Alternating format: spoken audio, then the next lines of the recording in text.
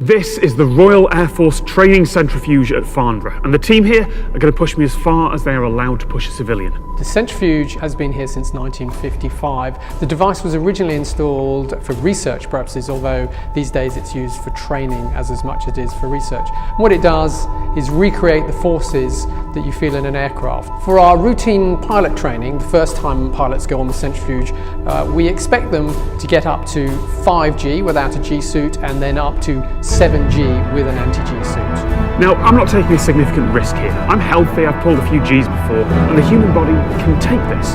And the reason we know that is because in the 1950s, the US Air Force used rocket sleds to push volunteers to incredible speeds.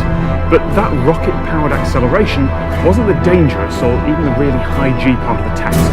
See, high G acceleration takes a lot of incredibly expensive rockets or big old centrifuge like this. But high G deceleration? All you need for that is a wall.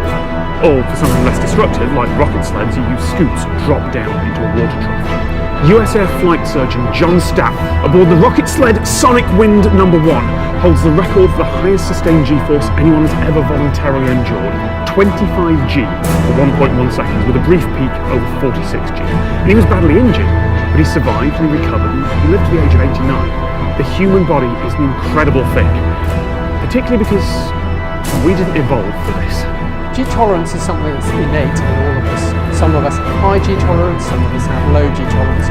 Over the years, people's G tolerance doesn't really adapt. Any shortfall in G tolerance has really got to be made up by physical Initiate spin! What the centrifuge doesn't have is much jerk. And jerk is a technical term in the same way that acceleration is the rate of change of speed.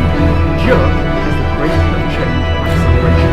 Because it takes time to spin up and spin down. Oh, here we go!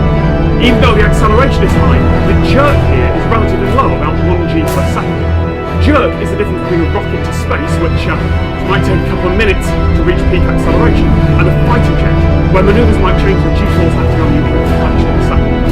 And it can go further than that. You can measure the rate of change of the jerk, which is called snap jets. And the general is actually they're not all that useful around. As we increase the G that Tom's exposed to, the blood's going to be pushed down into his feet, and he's going to have to work really hard to push the blood back up to feed oxygen to his brain. In real life, we would be expecting that person to be flying out whilst doing it. We teach anti-G slowly movement composed of two separate paths. First of all, use intensity, so they have to stimulation. Usually the blood vessels come to go back up to the chest. After breathing maneuver, at which pushes slowly from the chest directly into the blood. When you bring the blood vessel to the head, you can even increase to induce loss of consciousness or healing.